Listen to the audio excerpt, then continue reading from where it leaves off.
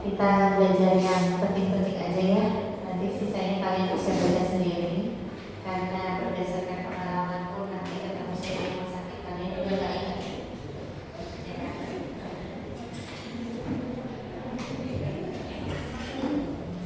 Saya sampai jam berapa? Hari ini saya dapat tugas membahas sedikit tentang onkologi. Onkologi pada anak ini memang susah-susah, gampangnya sedikit, susahnya banyak. Oke. Jadi onkologi pada anak sama dewasa agak berbeda. Mungkin kalian sudah dapat pelajaran yang onkologi dewasa. Kalau belum nanti kalian lihat perbedaannya. Kalau onkologi anak itu pada umumnya sama. Kita membedakan antara liquid cancer dengan solid tumor. Jadi liquid cancer itu istilah aja, dimana kalau yang liquid berarti dia problemnya ada di daerah. Salah satunya adalah acute lymphoblastic leukemia, leukemia limfoblastik akut, kemudian ada acute myeloblastic leukemia, kemudian ada chronic myelocytic leukemia. Itu yang paling sering di anak-anak. Sedangkan CLL atau chronic lymphocytic leukemia itu banyak di dewasa. Kalau solid tumor hampir sama dewasa dan anak-anak juga bisa terjadi, kecuali breast cancer di anak-anak itu tidak, ya. Kemudian cervix di anak-anak itu juga tidak, ya. Oke. Kalau kita membahas onkologi, berarti kita juga membahas tentang antineoplastik terapi. Antineoplastik terapi itu tidak hanya kemoterapi seperti yang kita tahu. Jadi nomor satu itu adalah sitotoksik kemoterapi, tapi ada juga radiation terapi. Kemudian ada differentiating agent, gitu ya. Ada yang namanya ATRA. ATRA itu adalah turunan dari vitamin A. Kemudian ada arsenic trioxide. Jangan kalian berpikir arsenik ini untuk meracuni orang, ya. Dengan kemudian ada targeted terapi. Targeted terapi ini kita berikan kalau kita tahu mutasinya ada di mana. Jadi kita kembali lagi kalau cancer itu pasti terjadi mutasi di suatu tempat. Ada obatnya dasatinib, ada erlotinib, ada crizotinib. Kemudian yang recently ada adalah epigenetic modifier. Nah ini yang mungkin agak sulit, obatnya ada di Indonesia. Kemudian yang berikutnya adalah imunoterapi. Imunoterapi ini sudah pada beberapa kasus cancer pada dewasa itu lebih banyak dipakai daripada di anak-anak. Kenapa? Anak-anak itu selalu ketinggalan penelitiannya. Jadi penelitian itu akan didahulukan ke dewasa dulu, apalagi penelitian yang trial obat itu pasti akan dilakukan di dewasa dulu. Kalau dewasa berhasil dan aman, baru dilakukan di anak-anak. Itu kenapa terapi di anak-anak nggak se-advance yang di dewasa. Dan pertimbangan berikutnya adalah imunoterapi dan bersandingan dengan kemoterapi itu side effect-nya juga harus dipertimbangkan. Jadi kalau anak-anak itu misalnya nih ya, kita kemoterapi dan radiasi itu hati-hati juga karena efek supresi sumsum tulangnya jauh lebih besar daripada hanya kemoterapi saja. Ya. Kemudian yang terakhir adalah radioisotop terapi atau yang kita mungkin kalau kalian browsing namanya MIBG. MIBG ini terutama diberikan pada pasien-pasien dengan neuroblastoma. Jadi dia dengan radioisotop. Di Surabaya MIBG ini belum ada. Jadi adanya di Jakarta itu untuk terapi dan diagnostik ada. Di Semarang hanya untuk diagnostik, terapi belum ada. Ya. Oke. Nah ini kemoterapi. Jadi ini basicnya dari kemoterapi. Pada anak-anak kemoterapi itu tidak bisa hanya satu. Jadi setiap protokol itu pasti ada beberapa obat kemoterapi. Kenapa? Karena satu obat kemoterapi itu hanya mematikan atau membunuh sel kanker hanya dalam satu fase saja. Kalian kan tahu fase sel itu ada fase S, G2, G1, M, G0. Tapi kalau dengan kombinasi kemoterapi itu bisa mencapai sel-sel kanker yang di fase manapun. Itu kenapa dia kombinasi. Ya, ini ada yang di G2, misalnya contohnya itu ada golongan etoposide, kemudian ada bleomycin, topotecan, kemudian yang golongan antibiotik atau free radicals. Jadi ada doxorubicin dan dorubicin itu di G1, kemudian vinca alkaloids itu ada vincristin dan vinblastin itu di fase M. Ya, ada yang tidak spesifik cycle, yaitu antilators, antilating agent dan platinum agents. Oke. Kita bahas yang pertama adalah leukemia. Leukemia itu adalah suatu keganasan sel darah yang berasal dari sumsum tulang. Ini yang kalau misalnya kalian baca di jurnal atau di referat luar bahwa dia adalah salah satu liquid tumor yang paling sering terjadi pada anak-anak. Ya, ditandai dengan proliferasi sel-sel darah putih. Jadi kalau kalian lihat dari hasil laboratorium gitu ya, kalian biasanya hanya lihat Hb, leukosit, trombosit gitu. Nah, trombositnya bisa turun, Hb-nya bisa turun, tapi leukosit, sel darah putih itu bisa naik lebih dari 100.000 atau bahkan rendah di bawah 5.000. Ya. Klasifikasinya ada leukemia akut dan leukemia kronis. Yang leukemia akut seperti yang saya bilang tadi ada ALL dan AML, yang kronik ada CML dan CLL. Yang sering pada anak-anak adalah ALL dan AML, CML juga, tapi CLL ini tidak ada pada anak-anak. Dewasa itu ALL, kalau misalnya dewasa terjadi ALL, biasanya severity-nya tinggi sekali. Jadi dengan gampangnya dia menjadi perburukan, dengan cepatnya nggak sampai 1 minggu kadang-kadang. Tapi yang paling sering pada dewasa adalah CML dan CLL. Epidemiologinya, jadi dari sampai 40% dari keganasan pada anak itu adalah leukemia akut, dan di negara berkembang 83% adalah ALL, 17%-nya adalah AML. Diagnosisnya seperti biasa, kita mulai dari gejala dan manifestasi klinis. Jadi adanya pucat, adanya demam yang berkepanjangan, atau kadang-kadang pada orang tua itu tidak sadar anaknya demam, hanya dikira subfebris aja, sumur-sumur aja, dikira karena cuaca dok, nggak masuk akal juga. Terus kemudian karena kurang minum dok, ya oke, gitu kan. Kemudian perdarahan. Nah, perdarahan ini tergantung. Perdarahan pada anak-anak dengan kecurigaan kanker adalah perdarahan yang tanpa kenapa-napa sebelumnya. Jadi nggak pakai jantung, nggak pakai apa, tiba-tiba dia mimisan, tiba-tiba dia lebam-lebam, tiba-tiba dia gusi berdarah. Kemudian nyeri otot dan nyeri tulang atau bone pain. Nah, ini kadang-kadang pada anak-anak dideskripsikan sebagai ibu aku pegel-pegel, pijetin. Makanya karena dia tidak bisa mendeskripsikan apakah dia bone pain atau muscle pain. Yang pasti kondisinya lemah. Kemudian yang harus kalian lihat lagi adalah manifestasi sistem organ dari leukemia itu sendiri. Kalau misalnya dia leukemianya sudah menyebar ke sistem saraf pusat atau yang kita bilang dengan cerebral leukemia, itu akan ada tanda-tanda peningkatan TIK. Hemiparese, kejang, nyeri kepala, mual, muntah. Ya. Saya punya pasien leukemia, begitu datang ke saya dia sudah Bell's palsy. Jadi parese nomor 7 dan awalnya dikira hanya Bell's palsy biasa, dirawat seperti biasa gitu ya. Ternyata datang ke saya dua-duanya parese nomor 7 karena ada kiri. Kemudian leukosit pada saat datang ke saya sudah 400.000 leukositnya.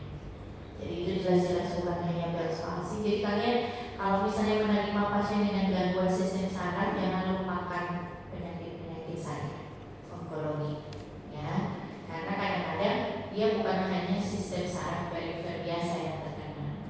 Ya. Kemudian kardiopulmoner itu bisa terjadi massa mediastinum atau tumor di mediastinum.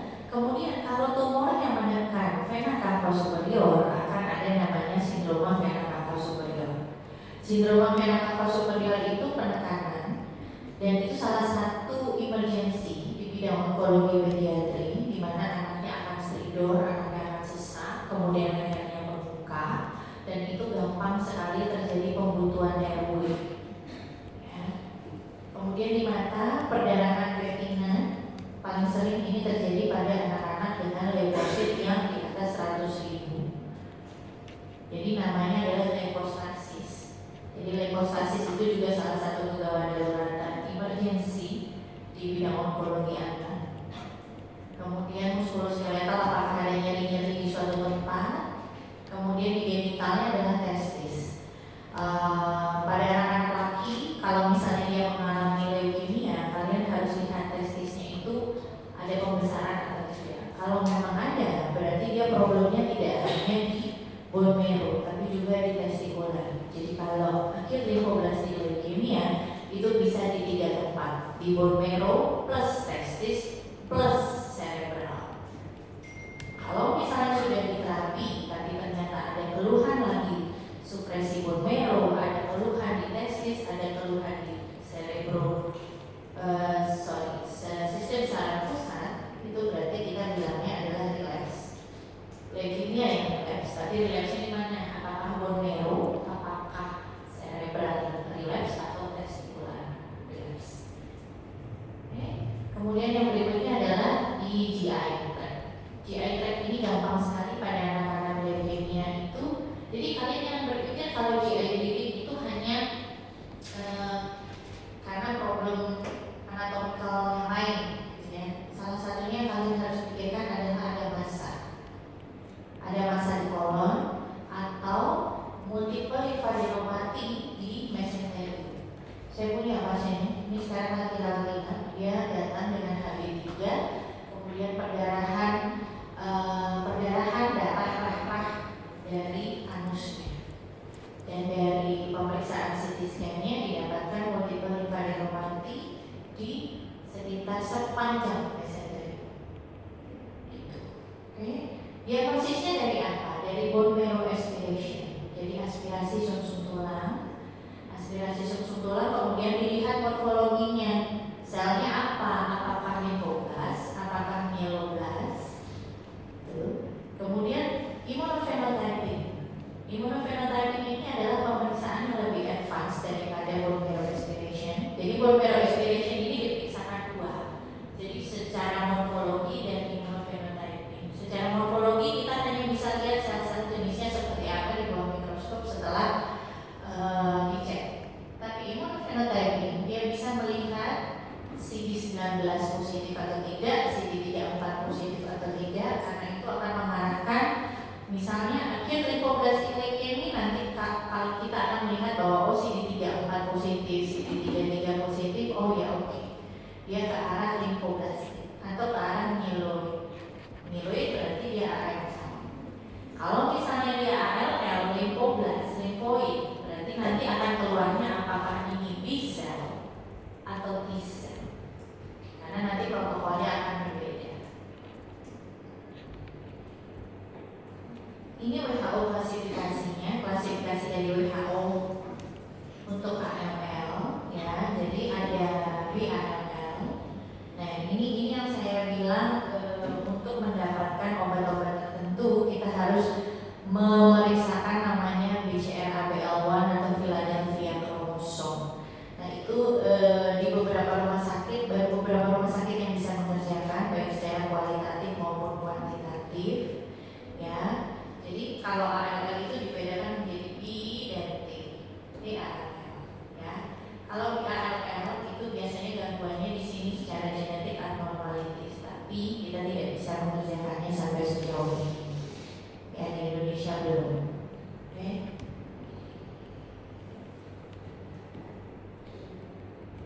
Kemudian tata laksananya jelas kuratif karena ALL ini prognosisnya cukup baik. Di luar negeri dengan stem cell dengan transplantasi sumsum tulang itu bisa lebih dari 80% angka survivalnya. Tapi di Indonesia masih di atas 60% karena kita belum bisa melakukan transplantasi sumsum tulang secara merata. Nomor 1 adalah kemoterapi pasti. Jadi pada beberapa kasus membantu dan mengurangi gejala-gejala yang tadi kita temukan sebelumnya. Kemudian yang berikutnya adalah transplantasi sum-sum tulang. Yang kedua adalah suportif. Jadi kalau anemi dia ditransfusi, kalau misalnya trombositopenia perdarahan ya di transfusi trombosit. Kemudian yang berikutnya adalah antibiotika. Antibiotika anak-anak dengan leukemia atau kanker itu rentan dengan infeksi. Jadi pemilihan antibiotika untuk anak-anak dengan imunodefisiensi atau imunosupresi seperti ini itu sangat penting. Jadi ada yang namanya kultur di rumah sakit. Jadi pemberian antibiotika pada anak-anak dengan kanker itu juga harus berdasarkan petakuman di rumah sakit itu. Ya. Jadi kalau misalnya kita berpikir apakah kita memberikan untuk golongan penisilin gitu ya, misalnya ampicillin, nggak akan bisa pada anak-anak dengan imunokompromis seperti pasien-pasien saya onko, akan menjalani dia lebih cepat ya. Ini protokol, contoh protokol kemoterapi tahun 2018 ini ada yang baru 2024 belum saya masukkan. Jadi kalian bisa lihat ini protokol nasional, tulisannya ada risiko biasa. Ada 2 risiko, jadi risiko biasa dan risiko tinggi. Standaris dan high risk. Jadi standaris dan high risk ini dibedakan oleh usia. Jadi kalau usianya kurang dari 1 tahun dan lebih dari 10 tahun, dia akan masuk ke high risk. Kemudian kalau ada tumor mediastinum, dia akan masuk ke high risk. Ya. Protokolnya beda-beda. Protokolnya akan lebih intensif yang high risk daripada yang standaris. Kalian bisa lihat di sini, yang pertama obatnya adalah tulisannya IT. IT berarti itu dimasukkan secara intratekal. Intratekal itu lewat sumsum tulang lewat tulang belakang, di antara tulang belakang. Kalau ada yang sudah pernah lihat orang melahirkan kemudian di SAB, nah itu seperti itu. Jadi bius yang lewat sini, itu caranya masukkan obatnya juga lewat situ. Itu yang pertama, yang intratekal. Kemudian yang kedua ada yang intravena. Kemudian ada yang per oral. Jadi kalau untuk ALL sendiri itu obatnya ada 3 macam rute yang bisa diberikan. Oke. Kemudian selesai fase induksi, ini fase induksi ya. Habis fase induksi ada fase konsolidasi. Fase konsolidasi ada reinduksi ada maintenance. Setiap selesai fase, dia akan dilakukan BMP, bone marrow puncture atau bone marrow aspiration lagi untuk melihat responnya terhadap protokol yang kita berikan. Oke. Final ini ada pertanyaan? Nggak ada bayangan ya? Nggak ada ya?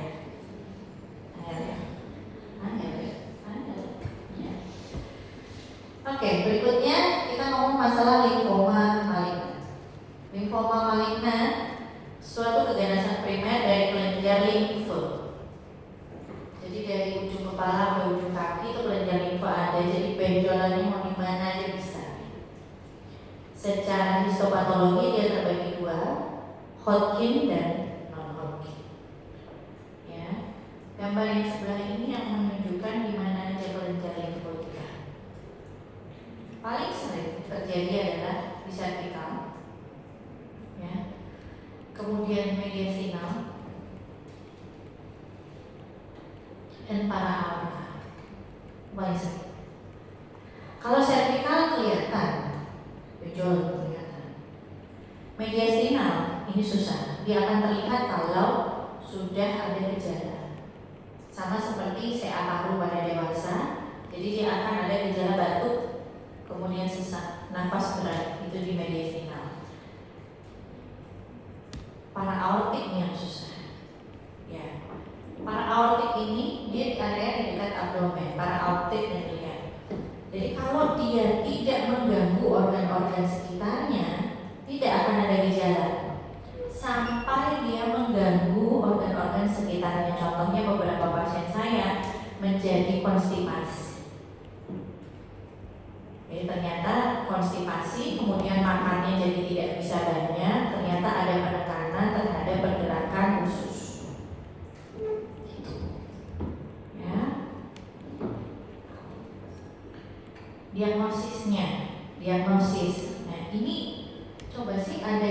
bisa cerita nggak? Maksudnya ada pendapat nggak? Apa bedanya? Bagaimana membedakan pembesaran limfa itu karena keganasan atau karena ibis? Ada yang bisa bedain nggak? Kapan kamu kasih antibiotika? Kapan kamu ini keganasan? Ibu harus kudu tercinta. Ya, kalau ukurannya lebih dari 2 cm, ya, kalian harus pikirkan itu suatu keganasan dan tidak nyeri pada ibunya, ya. Atau ukurannya berapapun, tapi dia di supraclavicular. Kalau di supraclavicular ukurannya berapapun, kalian harus berpikir ada tumor mediastinum. Tapi kalau di tempat lain dia lebih dari 2 cm umumnya. Atau kalau kalian ragu, ini kayaknya itis nih, kasih aja antibiotika. Dalam seminggu 2 minggu dia tidak membaik, oke, biopsi berarti. Ya, jadi kalau bedanya diagnosis antara liquid cancer dengan solid tumor harus dengan histopea, harus dengan biopsi. Kalau liquid cancer harus dengan bone marrow aspiration, harus. Kemudian nyeri dada, batuk, nafas cepat ini kalau dia di area mediastinum, ya. Gejala sistemiknya sebetulnya tergantung dari tempatnya dia tumornya dia di mana. Nyeri tulang, nyeri punggung bisa kalau ada penekanan, ya. Ini seperti yang saya bilang, pembesaran kelenjar limfonya 70% di cervical, ada hepatosplenomegaly jelas. Kemudian sindrom vena cava superior, nanti kita akan bahas, dan ada gejala sistem saraf pusat. Tergantung dia di mana, dia mau benjolan di mana, dia mau menyebar di mana, itu tergantung dia. Karena kelenjar limfo bisa di mana-mana. Diagnosisnya, anamnesis pemeriksaan fisik jelas, kemudian pemeriksaan darah rutin jelas. Pemeriksaan darah pada limfoma itu tetap harus dilakukan pemeriksaan darah lengkap dan hapusan darah tebi. Kenapa? Karena pada limfoma non-Hodgkin, pada limfoma non-Hodgkin dan leukemia limfoblastik akut, sel induknya sama. Jadi kalau misalnya ada limfoma tapi ternyata dia ada supresi sumsum tulang, kalian lihat dari darah lengkap, anemi, trombositopeni, leukopeni atau hiperleukositosis, kalian harus berpikir bahwa dia tidak hanya limfoma. Ada yang namanya limfoblastik limfoma. Jadi dia limfoblas tapi di sumsum tulang, ya. Jadi nanti protokolnya tinggal kalian pilih mau pakai protokol limfoblastik limfoma, apa mau pakai limfoma non-Hodgkin, apa mau pakai protokol AML.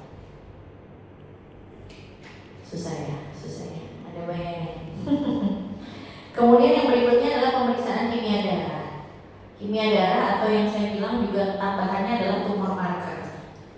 Tumor marker itu kadang-kadang spesifik pada beberapa kasus, misalnya nama NSA, gitu ya. NSA itu spesifik terhadap neuroblastoma. LDH dia akan meningkat pada limfoma. X-ray torak, kemudian CT scan atau MRI, kemudian bone scan kalau misalnya memang dia perlu, kalau ada nyeri tulang, untuk kalian lihat apakah ada metastasis ke tulang. Nah, yang wajib adalah biopsi untuk dilakukan pemeriksaan histopea. Kemudian yang berikutnya adalah bone marrow aspiration. Seperti yang saya bilang tadi, kemungkinan penyebaran di bone marrow cukup besar pada pasien-pasien dengan limfoma, jadi harus dilakukan. Ya, yang terakhir adalah pemeriksaan sitogenetik yang tadi supaya kita bisa lihat translokasinya di mana. Nah, itu yang belum bisa kita rutin lakukan, kecuali ada penelitian. Ini contohnya staging sistemnya dari Hodgkin's lymphoma. Ya, ada stadium 1 sampai 4. Kemudian apakah ada symptoms dari sel B gitu ya. Kemudian apakah bulky disease-nya positif atau tidak, apakah ada extranodal extension atau tidak. Ya. Oke. Jadi yang dimaksud bulky disease adalah abdominal lymph node lebih dari sama dengan 10 cm, atau mediastinal mass lebih dari sama dengan 10 cm atau lebih dari sepertiga dari internal thoracic transverse diameter. Jadi dia mengambil area torak itu lebih dari sepertiga, ya. Itu bulky berarti. Jadi tidak cukup hanya kemoterapi. Jadi stagingnya akan lebih tinggi. Tidak cukup dengan kemoterapi, dan terapinya harus dengan kemo plus radiasi. Habis radiasi, kalau dari PET scan masih ada, kita kemo dan imunoterapi lagi. Ya. Nggak bisa keluar ya? Nggak kebaca ya? Di tempat kalian juga nggak kebaca? Yang non-Hodgkin? Keluar ya? Kalau itu kategorinya yang non-Hodgkin lymphoma, ya kalian bisa baca sendiri. Dia berbeda dengan Hodgkin lymphoma. Tapi kalau solid tumor, kalian harus melihat stagingnya. Stadiumnya stadium berapa supaya kalian bisa memutuskan apakah ini bisa dibedah, apakah ini kemo saja dan bedah, apakah kemo radiasi saja, apakah kemo saja. Dan kemonya adalah apakah kemo kuratif, apakah kemo paliatif. Bedanya apa? Kemo kuratif kita berjuang supaya dia sembuh banget, hilang. Tapi kalau kemo paliatif, kita tidak berjuang untuk menghilangkan tumornya, tapi kita berjuang untuk menghilangkan gejalanya. Itu paliatif namanya. Ya. Ini tata laksananya, pembedahan, radioterapi, kemoterapi, bisa salah satu, bisa kombinasi. Tapi karena dia judulnya adalah limfoma, yang pasti pembedahan saja itu tidak akan terjadi. Pasti akan diikuti dengan radioterapi atau radiokemo atau kemo saja. Ya. Pada umumnya, pasien-pasien limfoma ini datangnya benjolannya sudah cukup besar dan sudah cukup mengganggu. Jadi bedah tidak mungkin dilakukan lagi.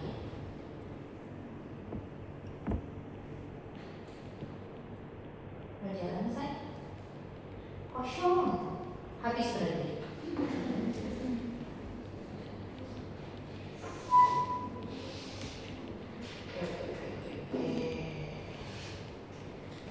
Kalian udah punya file kan? Oke. Kita pakai itu aja. Lihat.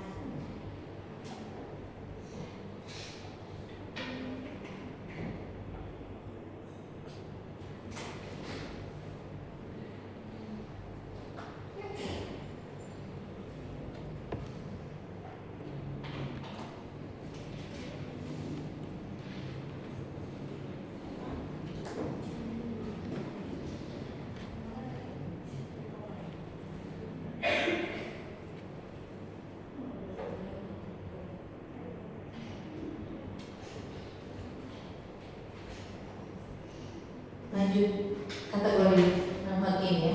Non-Hodgkin itu bisa dibagi menjadi dua sama kayak ALL tadi.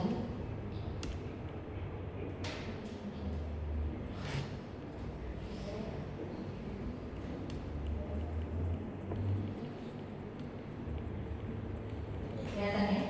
Oke. Non-Hodgkin itu seperti yang saya bilang tadi, sel induknya hampir sama dengan ALL ya. Jadi dia nanti akan keluarnya hasil biopsinya adalah B-cell non-Hodgkin lymphoma atau T-cell non-Hodgkin lymphoma. Ya, jenisnya yang mana nanti kalian bisa lihat sendiri. Ini kategorinya. Ya.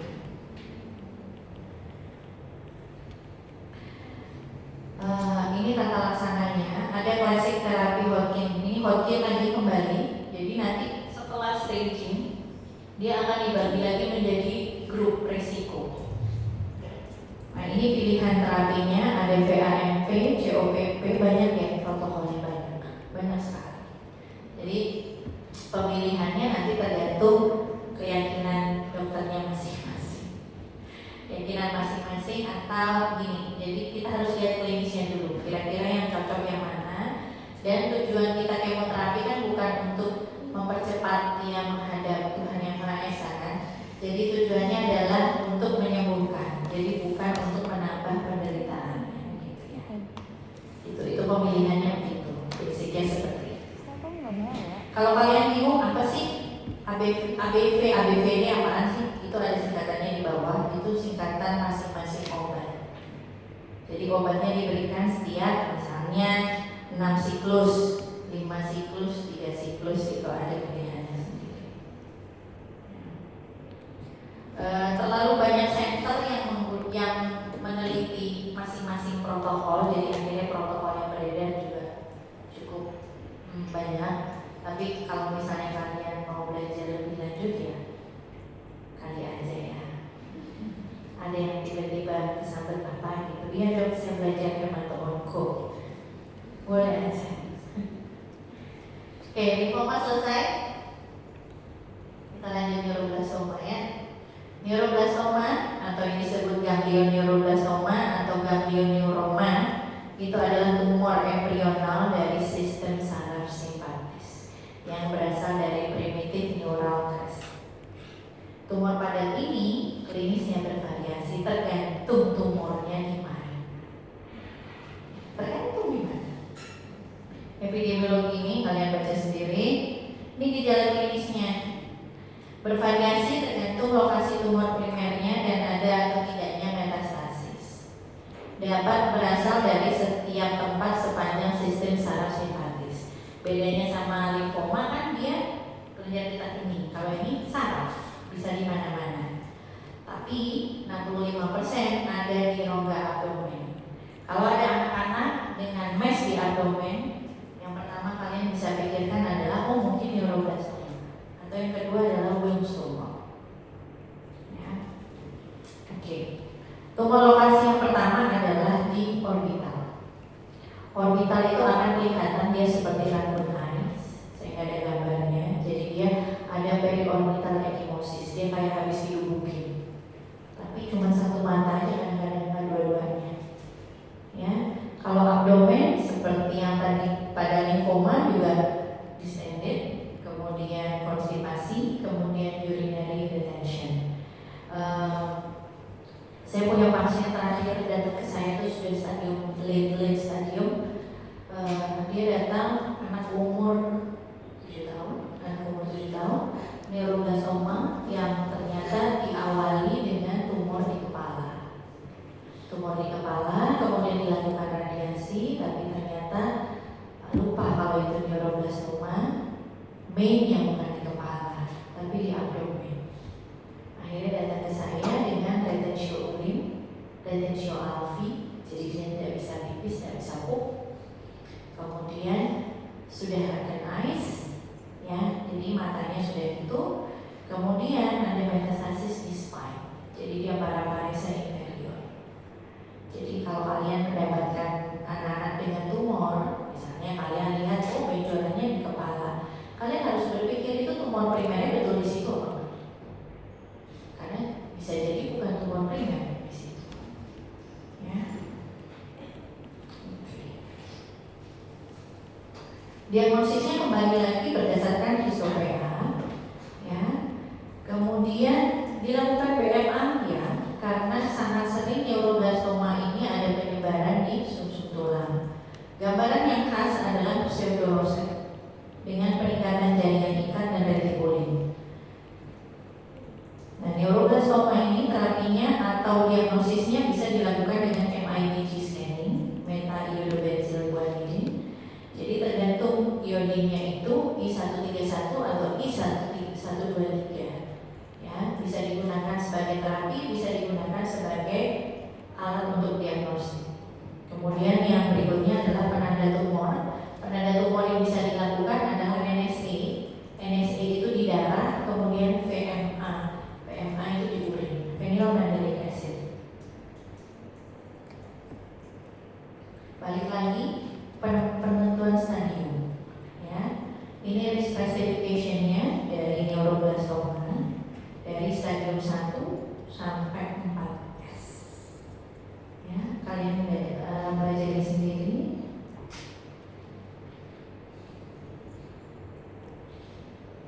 Ini tata laksananya, pembedahan, kemoterapi, dan MIBG.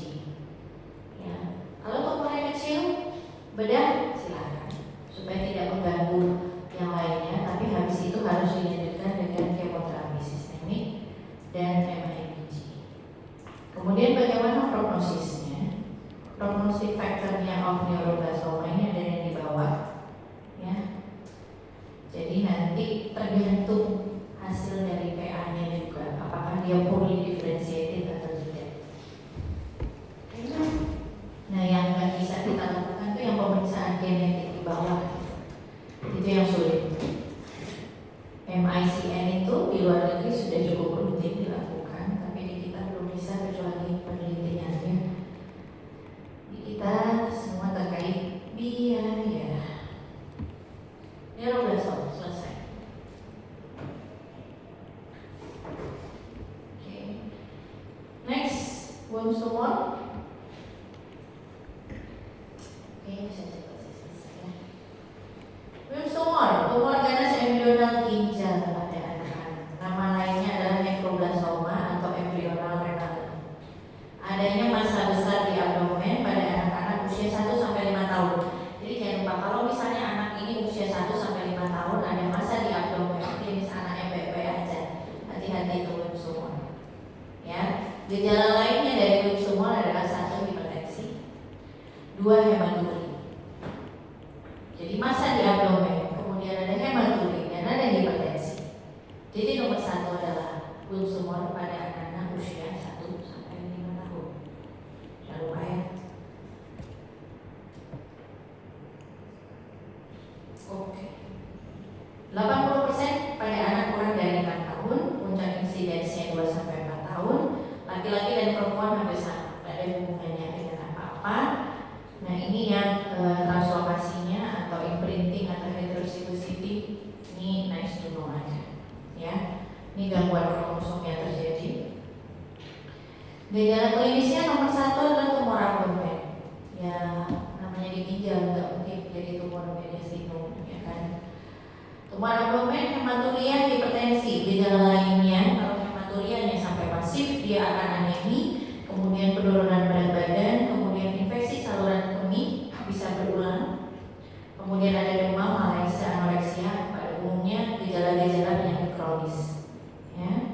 Kemudian nyeri perut yang bersifat kolik itu kalau mesnya cukup besar dan dia mengganggu organ-organ sekitarnya dan dia akan istilahnya colicky pain of the abdomen. Jadi nyeri kolik yang hebat itu disebabkan karena gangguan dari pergerakan usus. Jadi tumornya cukup besar untuk mengganggu organ-organ di sekitarnya. Ya. Ini diagnosisnya, stagingnya lain lagi. Ya. Setiap tumor stagingnya lain lagi. Gangguan itu dia, tenang aja, nggak usah dihafalin. Ya. Diagnosisnya dari gejala klinis yang tadi, kemudian radiologi dimulai dengan yang non-invasif dulu. Jadi dengan USG. CT scan, PVP ini sudah tidak kita lakukan. Jadi CT scan itu diharapkan dapat menunjukkan bahwa ini mesnya memang di ginjal atau hanya menempel di ginjal. Itu beda tuh. Jadi kalau misalnya ini benar-benar radiologinya bisa menunjukkan bahwa ini memang massa dari ginjal, oke, belum semua berarti. Tapi kalau dia ternyata menempel di ginjal, belum tentu belum semua, mungkin neuroblastoma. Ya. Penanda tumornya bisa VNA, makanya tadi saya bilang tumor penanda tumor tidak spesifik. Ya, LDH-nya juga bisa naik. Oke. Tata laksananya pembedahan, nefrektomi. Jadi kalau sudah rusak banget ginjalnya ya dibedah aja, dibuang aja, tidak berfungsi dengan baik. Kemudian kemoterapi dan radioterapi. Tapi pada umumnya kalau pada anak-anak kita tidak mengcombine kemoterapi dan radioterapi itu pada satu saat yang bersamaan. Agak berbeda dengan dewasa. Anak-anak nggak akan kuat, dia akan lebih mendrop kondisinya dari yang sebelumnya. Seperti yang saya bilang, tujuan kita kan mengobati, bukan untuk menambah penderitaan hidupnya. Ya. Ada pertanyaan? Bagaimana cara membedakan itu limfadenopati, limfadenitis, dan limfoma? Gimana? Nanti A limfadenitis, B limfoma, C limfadenopati, D limfadenitis tipi, A. Unspecified hepatitis. Satu dari anamnesis kan, apakah dia kronik atau tidak. Terus pembesaran kelenjar getah bening pada TB itu bukan satu gede itu, tapi dia confluence biasanya kan. Jadi dia bisa numpuk-numpuk gitu pada TB, tapi akhirnya kelihatannya sakit. Kemudian pemeriksaan fisik seperti itu ya. Kemudian tanda-tanda kronisitas itu harus ada. Penurunan berat badan, anoreksia, malaise. Tapi di TB juga gitu loh. Gimana dong? Biopsi. Planning diagnosis adalah biopsi. Histopea. Begitu histopeanya keluar Mycobacterium tuberculosis, udah itu TB berarti. Kalau keluar hanya peradangan supuratif, abses berarti. Kalau keluar terdapat bentukan sel-sel ganas yang berproliferasi cepat bla bla bla bla, lymphoma. Itu ya. Oke. Emergency in pediatric oncology. Kenapa saya nambahin ini? Karena beberapa dokter umum nggak tahu kalau ini gawat daruratan. Jadi dianggap pasiennya baik-baik aja, begitu naik ke ruangan biasa meninggal pasiennya. Dan itu terjadi di saya. Ya, oke. Nomor satu adalah tumor lysis syndrome. Tumor lysis syndrome atau TLS. Ini bisa terjadi pada semua cancer, termasuk liquid cancer, termasuk ALL, terutama yang hiperleukositosis. Ya, kapan bisa terjadi tumor lysis syndrome? Setelah kemo? Apa sebelum kemo? Keduanya. Setelah kemo, ya, pada kanker yang sangat sensitif dengan kemoterapi. Jadi begitu kalian kasih kemo, banyak langsung selnya yang mati. Hasil akhirnya adalah ini: peningkatan kalium, kalsium, peningkatan fosfat, peningkatan asam urat. Itu yang terjadi kan kalau sel-sel meninggal dunia, atau selnya kan gitu jadinya. Oke. Kalau sebelumnya bisa. Contohnya pada apa? Contohnya pada ALL yang hiperleukositosis. Leukosit pada ALL bukan leukosit normal, dan dindingnya itu gampang pecah. Kalian kebayang kalau misalnya dalam satu pembuluh darah itu isinya adalah leukosit semua 200.000. Tabrakan mereka, pecah dindingnya, pecah semua, tumor lysis syndrome. Ya, itu kasarannya gitu ya. Ini risk factornya, high tumor proliferation, contohnya pada Burkitt's lymphoma atau non-Hodgkin's lymphoma. Kemudian large tumor burden, misalnya di bulky disease tadi yang ukuran tumornya lebih dari 10, leukosit lebih dari 50.000, itu hati-hati. Tadi yang saya sebutkan kemoterapi sensitif tumor, kemudian bone marrow involvement, salah satunya pada ALL, AML, ya. Dibagi menjadi dua, jadi ada laboratori TLS dan clinically TLS. Kriterianya disebutkan di situ. Jadi kalau misalnya kalian saya tanya ini TLS apa bukan? Iya dong, laboratori TLS. Kenapa? Hiperuricemia, hiperkalemia, hiperfosfat, dan hipokalsemia. Ya, kalau clinically TLS, acute kidney injury, saya udah ngasih acute kidney injury belum ya? Ya dong. Acute kidney injury atau yang bisa kelihatan adalah oliguria, pipisnya sedikit. Ya, kemudian anemia, kemudian kejang, sesak. Nah, ini adalah salah satu penyebab kenapa pasien kanker anak tiba-tiba meninggal.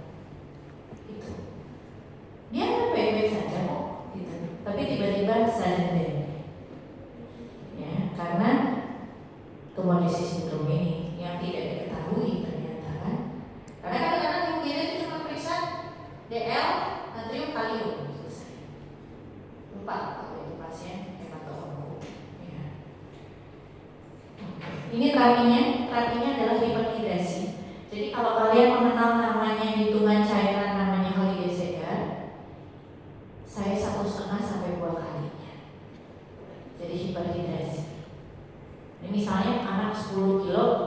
Desidernya berapa? Kebutuhannya berapa? 1000. Yes, saya bisa 2000 hasilnya kalau hitung kondisi simpel. Ya. Kemudian rasulurikase dan aldoburinol itu untuk mengikat hiperfosfatnya. Dan yang ketiga adalah urin alkalinisasi. Urin alkalinisasi diharapkan pH urinnya alkalis supaya asam uratnya tidak menumpuk. Jadi ditambah apa? Ditambah natrium bikarbonat. Tapi sekarang ini tidak selalu diberikan, jadi tergantung kalian harus pemeriksaan urin lengkap dulu, pH-nya berapa. Kalau udah cukup alkalis nggak perlu kalian tambahkan. Oke, yang berikutnya adalah hiperleukositosis. Pasien saya ini banyak hiperleukositosis ini. Kemudian karena anaknya kelihatan baik-baik aja, anaknya sadar baik, vitalnya bagus, udah hidrasi tidak dijalankan, terapi tidak dijalankan, begitu naik ke ruangan, sudden death anaknya. Ya, jadi hiperleukositosis ini adalah resiko terjadinya leukostasis. Leukostasis itu apa? A condition di mana leukosit dia itu membuntu mikrovaskular dan menyebabkan damage dari end organ, sama kayak orang stroke.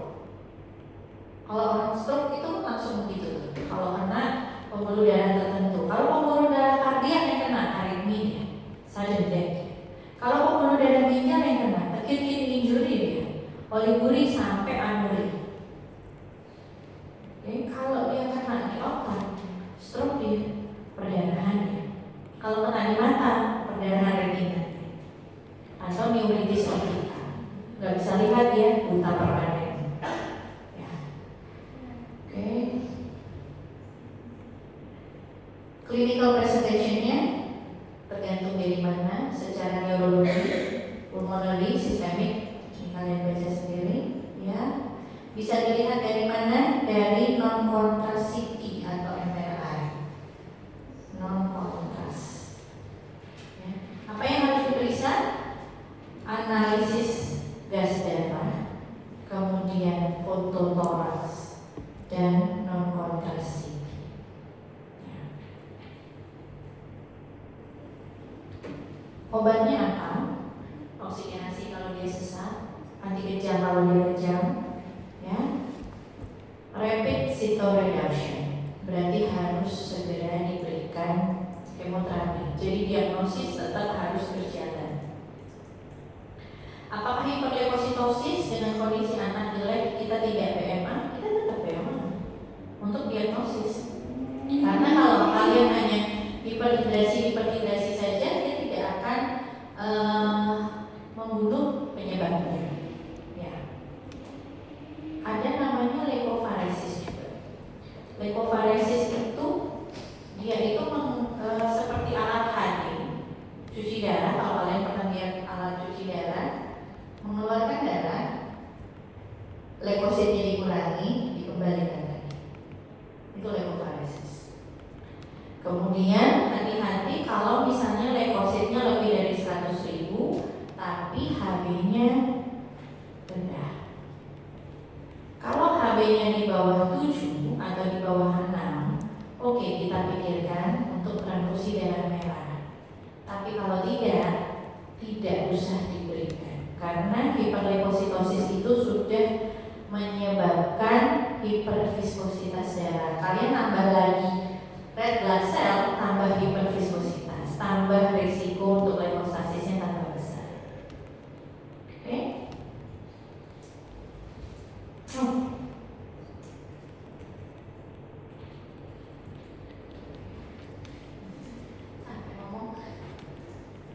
Oke, berikutnya seperti yang saya bilang tadi, superior vena cava syndrome disebabkan oleh obstruksi dari superior vena cava. Ya. Jadi itu direct tumor invasion atau external compression. Jadi tumornya bisa masuk ke vena cava atau memang kompresi dari vena cava dari luar. Ya. Kalian bisa lihat obstruction of vena cava superior, increase upper body venous pressure. Akhirnya apa? Yaitu lengkap di sini. Jadi kalian hati-hati kalau menemukan anak dengan lengkap di leher dan wajah, kemudian ada stridor, kemudian anaknya tanpa sesak. Itu bukan sindrom nefrotik, jelas bukannya. Jadi itu hati-hati, jangan ada tumor mediastinum, harus difototoral, ya. Oke. Dan hal ini sering terjadi pada pasien-pasien dengan limfoma terutama. Karena limfoma itu paling sering di area cervical dan mediastinum. Nih, kalian bisa lihat ya, besar banget ini tumornya yang ini. Ini resiko terjadi ini non-Hodgkin lymphoma. Ini besar banget, terus risiko terjadi penekanan vena cava superior, ya, arm, neck, and facial swell. Kemudian dia nyeri dada. Kalau anak yang lebih kecil biasanya dia gelisah, ya. Gejalanya akan lebih berat, sesaknya akan lebih berat kalau dia terletak. Jadi anak-anak seperti ini dia akan duduknya begini, seperti orang bekom, ya. Dia akan begini duduknya, dan dia lebih enak. Ya, kalau ada stridor, ada suara parau, hati-hati, itu adalah vena cava superior syndrome.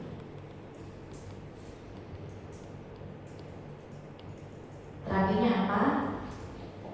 High dose nomor 1. Jadi untuk life saving adalah high dose steroid. Sambil menunggu diagnosisnya apa, baru harus segera dilakukan kemoterapi. Ya. Karena kalau kondisi begini, operasi tidak mungkin, radiasi nggak mau, takut ya. Ya, oke.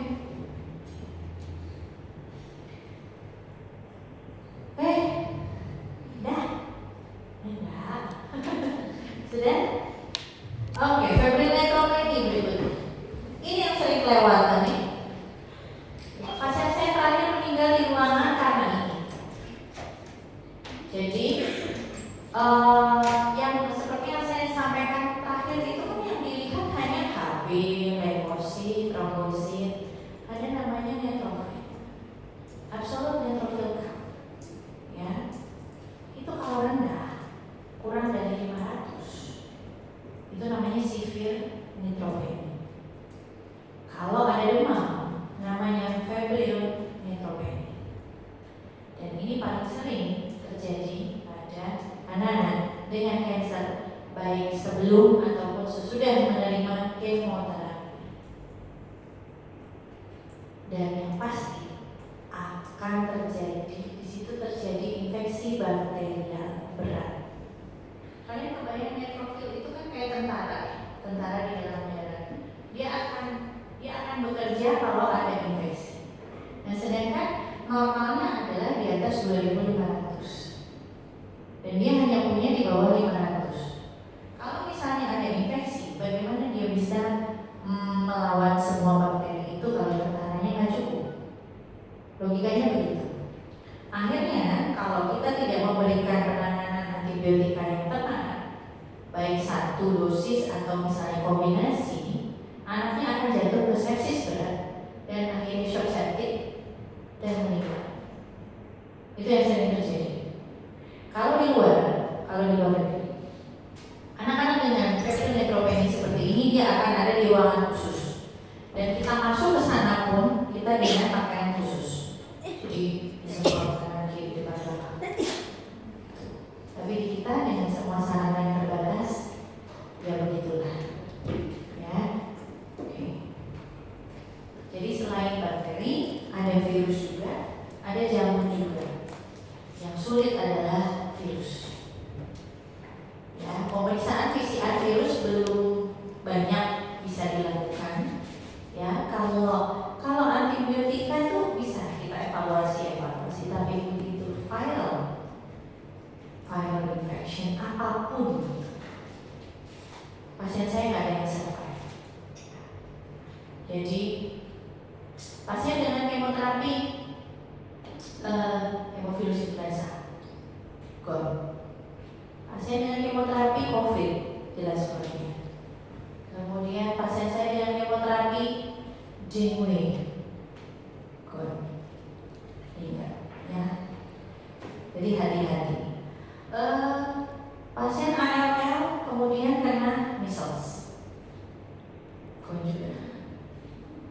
Yang sulit nih, varices.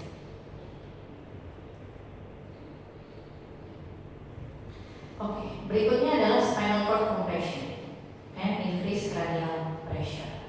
Spinal cord compression ini bisa terjadi pada AML, bisa terjadi pada ALL. Kalau AML namanya myeloid sarcoma, jadi dia ada penyebaran di spinal cord. Ya, tergantung tempatnya di mana. Kalau gejalanya di lumbosakral, dia akan ada gejala gait. Pertama, dia ada gangguan jalan. Kemudian paraparesa inferior sampai paraplegia inferior.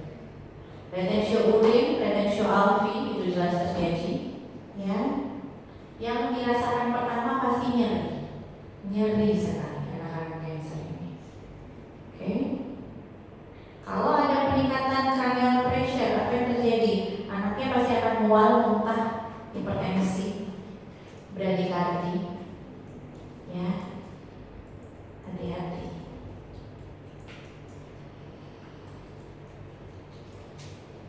Habis. Ada pertanyaan? Intinya kalian harus tahu anamnesis pemeriksaan fisiknya bagaimana dan diagnosisnya dengan apa. Diagnosis pastinya dengan apa? Ya, yang mana yang harus biopsi, yang mana bisa bone aspiration aja. Ya, kemudian dilanjutkan dengan pemeriksaan immunophenotyping. Oke, itu aja. Nanti ketemu saya di rumah sakit, nanti baru bisa lihat pasien-pasiennya. Ya, dan protokolnya macam-macam. Sampai sini ada pertanyaan? Nggak ada? Oke, dari saya selesai. Selamat sore, selamat belajar. Terima kasih.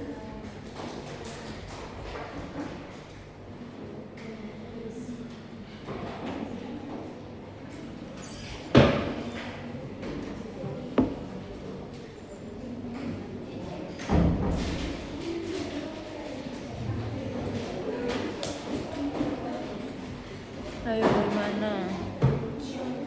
Mana bohong?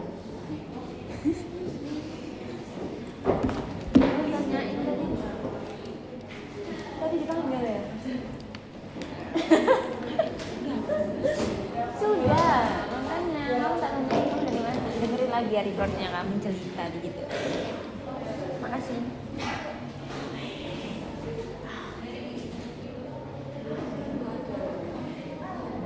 Mau kemana ya? Mau beli jajan apa ya? Kalian saran dong makan apa? Hah? Masuk angin. Makan berapa? Itu mah udah dicegokin juga.